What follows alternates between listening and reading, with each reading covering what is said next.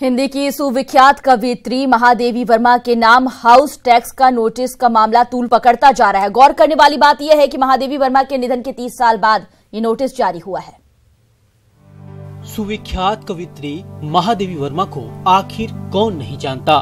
अब तक हम और आप उनकी कविताएं पढ़ते आए हैं, लेकिन आजकल ये नाम नगर निगम की एक बड़ी लापरवाही की वजह से फिर चर्चा में है।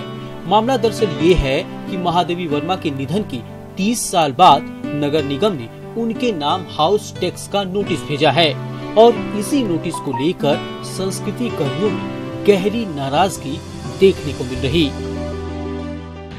आप ये समझिए कि हमारी व्यवस्था कितनी अनपढ़ है।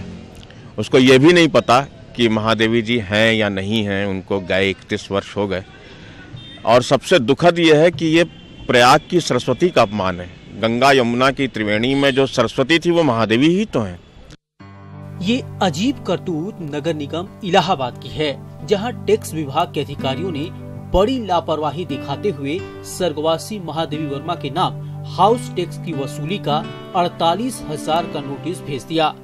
इलाहाबाद के अशोक नगर नेवादा में कवित्री महादेवी वर्मा का बंगला है, जिसमें अब उनके एडॉप्टेड बेटे रामजी पांडेय का परिवार रहता है। आदमी एक नोटिस लेके आया जिसमें महादेवी जी के नाम की नोटिस थी, जो महादेवी जी को 31 वर्ष हो गए ना रहे। 31 वर्ष के बाद महादेवी जी को के नाम की नोटिस थी, जिसमें लिखा हुआ था कि आपका बकाया इतना है और इतना आप पेश करिए, 15 दिनों के अंदर आप वहाँ पे उपस्थित होइए और उसमें आपने क्यों नहीं दिया इस बात की जानकारी दीजिए।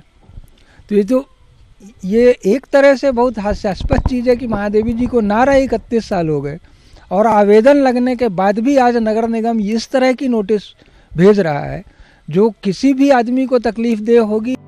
मामले में नगर निगम की काफी किरकिरी हो रही है, जिसको देखते हुए नगर आयुक्त हरिकेश चौरसिया इसमें लीपापोती करने में जुट गए हैं।